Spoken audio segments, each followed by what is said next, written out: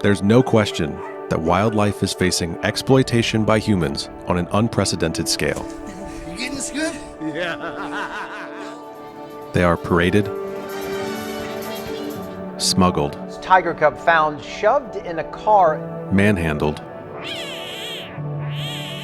kept as house pets, Today I have my new tiger. and so much more. Giving a voice to the voiceless is a formidable undertaking. Luckily, there are those courageous enough to take on that challenge. When I first see an animal in a really bad situation, it's heartbreaking. But then it kicks in. You got to think with your brain, not always your heart, in order to rescue. Animals are still considered property. Sometimes the law isn't working on our side, and then there's sometimes when you just can't let it go, and you'll just keep working on it until we can get the job done. Sadly, Bobby has seen firsthand the number of ways in which captive exotic animals are being exploited. This isn't the Serengeti, you're in Hollywood now, you have to work. Just about any kind of animal abuse that you can think of, we have an animal here that's been through it. Like Cherry and Albert, Teddy and Baloo, who grew up from cinder block pits, and then the babies are yanked from the mama. The mama can hear and smell them, but she can't see them, and they cry back and forth.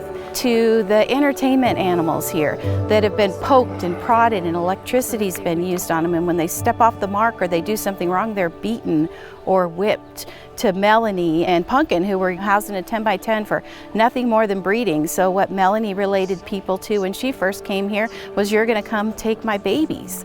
And Crystal and Hank, the same thing, used for nothing more than breeding. And then, one that really breaks my heart is Clarence. Kept in a little teeny wire rabbit cage, and the cage shooken to make him pee so they could collect his pee to put on plants for hunting. So of course you would even get near Clarence when he came here. He'd see people coming and he'd start peeing all over himself. I mean, what is wrong with people? Bobby has learned how to channel her emotions into action. She works tirelessly year-round, not only rescuing animals, but building them a world-class home.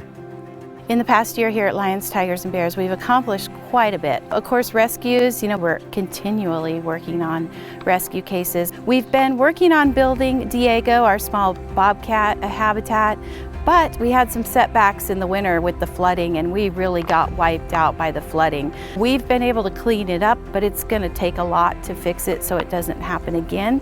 And it put the brakes on Diego's habitat. But good things from bad, it's actually better. Now we are going to be doing a little bit of different engineering and rebuilding it. We've done a ton of infrastructure, lots of plumbing repairs underground. We've added fiber optics so you can all do online bidding out here and have your Wi-Fi when you come to visit. We've been able to rebuild some platforms and fix some fencing, add some new safety gates, and we've upgraded the office. We've been lucky enough to add some staff to help take care of our animals. Lots of accomplishments this year. Since 2002, Lions, Tigers, and Bears has rescued over 400 animals.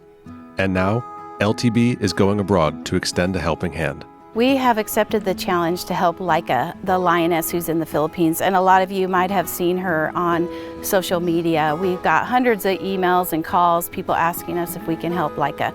Our team has been over to the Philippines. We've met with many, many government officials.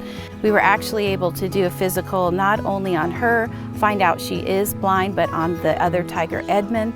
There's 2 lions, 2 tigers. We are committed to helping, and then lots of other animals at the zoo, some of them in a lot worse conditions than Laika. We will be going back to get Laika's surgery completed so she can be pain-free.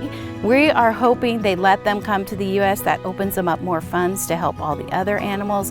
We're also hoping to help them to form the first accredited sanctuary in the Philippines, which would just be huge. And the education for opening the sanctuary and everybody working together, the collaboration. Let's just see if we can get the job done. Laika's story reminds us that rescue is only the beginning. Every animal needs a lifetime of care, a spacious home to roam around in, a healthy supply of food, and the best veterinary care we can provide. To do this takes the cooperation of many different players. Every day I feel really blessed to be here and do what I do. I love what I do. It's heartbreaking. You can get super angry, but one of the things I have is the support My team that works here every day and is heartfelt about these animals, they're passionate, they give a lot. To work around animals, you're not going to make any money. You're doing it because you love what you do and you love the animals. And the members that we get that come out here and the children, they come out here and they learn so much and they're smiling, and it just goes to show you the most important part of this whole thing is education. It's the younger generation that's going to help us to fix this. Wild animals, they don't belong in cages, and we know it. In our heart, we know it. Passion and heart are never in short supply at lions, tigers, and bears. But there is one other essential ingredient to running a world-class, accredited wildlife sanctuary. Our donors provide the life and breath to lions, tigers, and bears. Without our donors, we can't rescue animals. We can't get animals out of small places into a proper habitat with a good quality of life. We can't step up and be their voice and get these animals the life that they deserve. The use of wildlife as a commodity must end. Animals must be free to live as nature intended, in the fresh air, with space to roam, and with the freedom of choice. And now, you have a choice. Take a stand for animals and give like their lives depend on it.